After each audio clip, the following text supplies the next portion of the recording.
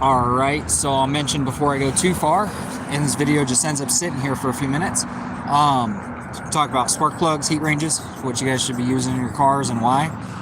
We'll get back to it here in a minute as people jump in. If not, I'll just start, give a spiel, and I'll leave the video up. But yeah, go ahead and answer that question in the comments if you guys want, and we'll start talking about it.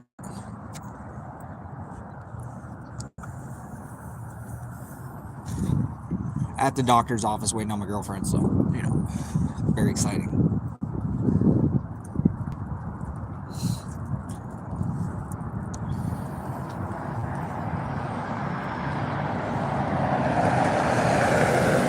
All right. So, just outside the doctor's office waiting on the girlfriend, figured we'd talk about some spark plugs. All right, so long story short, most NA cars come with, at least Honda-wise, they're low horsepower, low compression, so I guess we're talking more so the D series. Also, to keep the plug living a little bit longer, which we don't have oil in the gas, so it's not that type of deal where it's like a two-stroke, because you got to remember I've been messing with the two-strokes lately. Those do eat plugs. But four cylinders, they kind of self-clean because it's just fuel, and the air-fuel ratio is constantly changing in the heat. You can pretty much run the plugs, soot them up, dirty them up. When you let off the gas, you rev it again. As long as it's clear, it's going to self-clean those plugs. You do that with like a two-stroke or a motor that has oil in the gas or any type of injection like that, it's going to foul the plug, obviously, right? It's not just fuel. It's not just carbon. So we'll start with heat range, because the plug may be different for certain people as far as the type of vehicle you're using.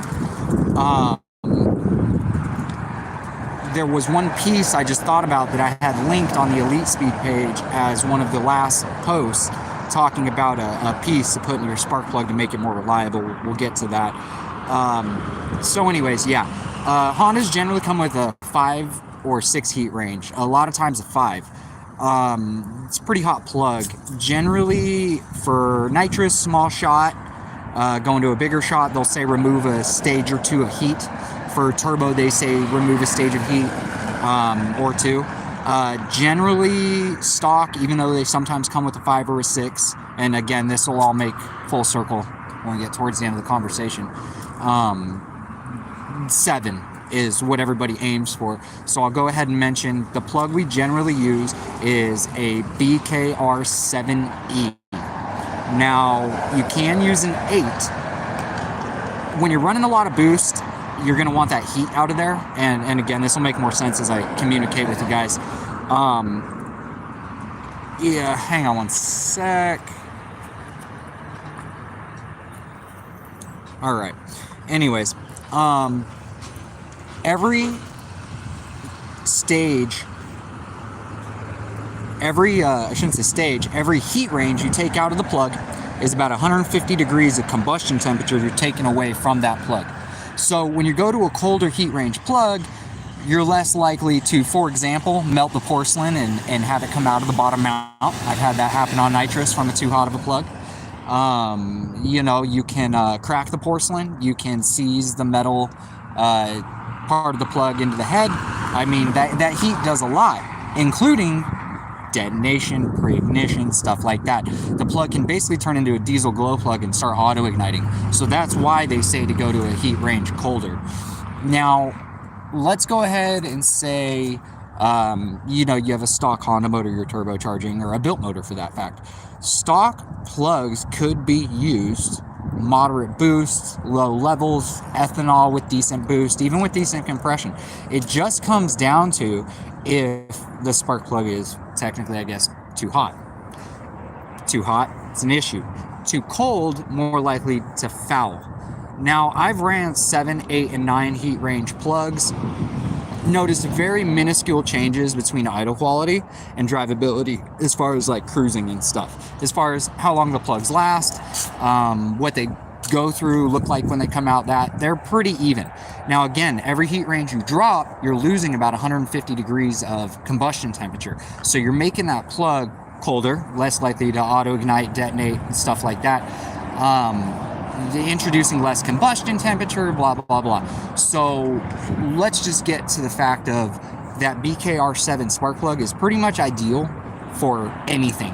And in the all motor application stuff, even running a cool fuel, like a colder fuel, like for example, E85 over 91, it lets off water vapor when it burns. It has a more stable combustion pressure through its process.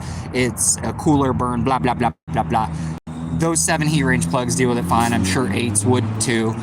I would recommend 7s again, stock, even if it's your daily driver, maybe a BKR6, if it's like stock, because of the fact that it'll want to carry that little more temperature, the plug will be less likely to foul or anything like that, especially if it's like for example, burning a little bit of oil or something. Probably be a good idea to stay with that 6 heat range. Again, stock performance, bolt-on car, cams, your typical bullshit we do to these cars, all the way to forced induction, that 7 will get you through. I've made 650, 700 horsepower on 7s. I've made 400 horsepower on 8s. I've made 850 horsepower on 8s. I've made 600 horsepower on 9s. A lot of the times the 7s get us by. At worst, we go to the 8s for a little safety measure. I've never bought a set of 8s myself, and the highest horsepower car I've tuned was just under 900. So that kind of gives you, and that car lasted, didn't blow head gasket, didn't seize a plug, didn't push the porcelain out, do all that. So just for your guys' info, that's a solve-all, right? You go on Google, you'll find this part number, the 4644 BKR7E. Again, for AutoZone or any of those places, that part number's 4644. The spark plug's a BKR7E. Now, you can use a BKR7E 11, 10, 9, whatever. That just stands for the gap. So the actual BKR7 stands for the size of the threads, the heat range is the number, and then the hex size for the socket, all that. So that's how those part numbers are made up. So again, a 7 heat range would be ideal. 8 if you want a little more safety, probably won't have any problems, shouldn't have any problems. If it's a non-Honda, so if it's import, I'd recommend NGK. Denso should be fine. If it's American, that's the part that we always have an issue. I kind of just let the owner pick the plug, make sure it's the right heat range and gap. Haven't had plugs that necessarily were bad for any car. Like, for example, I've tuned Hondas that they got non-NGK plugs and were, maybe not even the right heat range. And we gapped them down and they were fine. I mean, whatever. But those plugs do have a resistor inside. So you guys pick your brands, you'll figure that out. I recommend NGK, blah, blah, blah. But when it gets down to the type of plug, those are a resistor type plug. A non-resistor type plug can really fuck with like the radio and stuff. From what I read, I have not experienced this myself, and I haven't ran non-resistor type plugs. What worries me is that the resistor could burn out inside the plug and the plug fail. So I've always ran BKR7s, but I have ran the non-resistored variant race plug, which I do recommend. It can cause interference with some ignition signals or tach signals, so you want to check to make sure that your car's not one that it needs those resistors. Again, it's to keep static and interference away. So those part numbers, I don't have the number for the part number, but the plug number, which you can Google and pull up a part number, is R5671A dash, and I think the hottest plug they make in the racing plug is a 9 heat range. So it's R5671A dash 9, and they might have a 7, but I think it's a 9. So you can use a non-resistor type spark plug. Also, it being a 9 heat range won't cause any adverse effects or anything like that. The non-resistor plug, in my mind, I'm like, oh, it's a stronger spark. In reality, testing in the cars we're testing on, I never noticed any difference. Although I would assume that I'm getting not only full spark voltage, but I guess is more of a peace of mind thing at that point, since I was seeing no gains. But I always generally ran the BKR7s because the R56 plugs are hard to find. So now going back, doing it again, I'll probably just start using those R56 plugs because of the non-resistor and just order sets of them. And at worst, we just get the BKRs. But the reason I say that is not only no resistor, but, and Theodore, I'm going to get to your question here in just one sec. There is a link I posted with a little video on Facebook. It should pop up and play right away when you scroll down on the Elite Speed Facebook, of a plug insert piece, the top where the wire goes on, that allows it to not only just make contact with the top of the internals for the spark plug for its connection, but actually to encapsulate the tip of the plug as it runs up the middle of the porcelain. So those seemed like a really good idea. Might have to get some of those and utilize them, just because we never had spark problems. I mean, anytime we ever had a problem, you know, weak spark coil or igniter, sometimes we're pushing a motor and we want to be soft on the timing so we can increase the dwell time on the coil, you know, voltage to the coil, stuff like that, instead of adding timing, especially if we're like, hey, we're in an area where we advance it, we're going to clear up that miss, that slight miss here or there as it's producing power, that blowout, but we're also possibly going to crack a ring lamp. So, you know, it's you know, pushing those stock motors. I've had situations where we have the, you know, the whatever plug-in ignition system, and it's a good coil and igniter, but it just can't do that timing at that amount of boost. And so we end up going, okay, we're going to add a little bit of timing here. You know, great, clears up that miss, we're good. But if it's a situation where we're like, hey, you know, we're still testing, we're not on the dyno, we're worried, so on and so forth, we'll generally dwell on the coil more or something like that.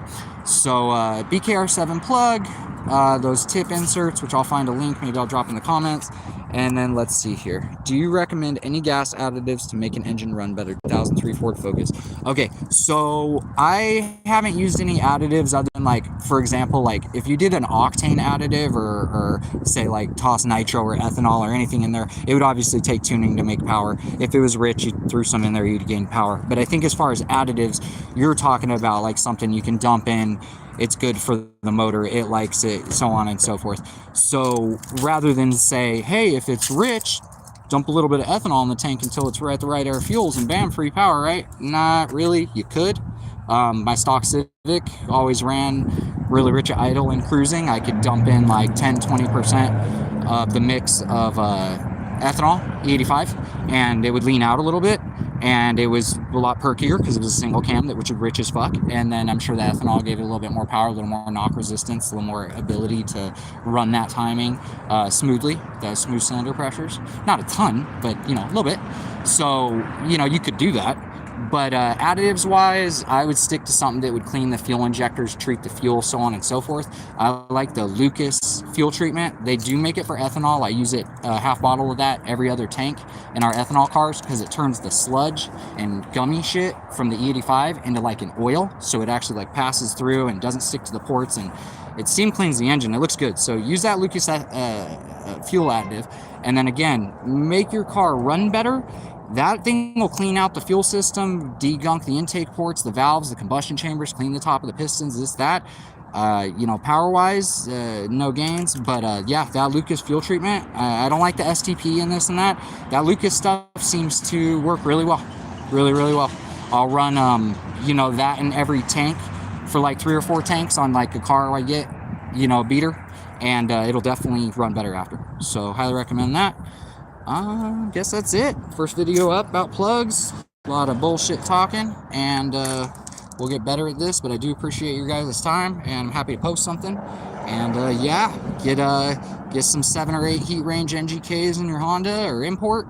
If you have a domestic, look at what brand you'd like to run and check out how to make sure it's a colder plug, and, you know, 1 or 2 steps back from stock, and be ready for some forced induction or some more reliability and this and that. And have a good one. Talk to you guys later.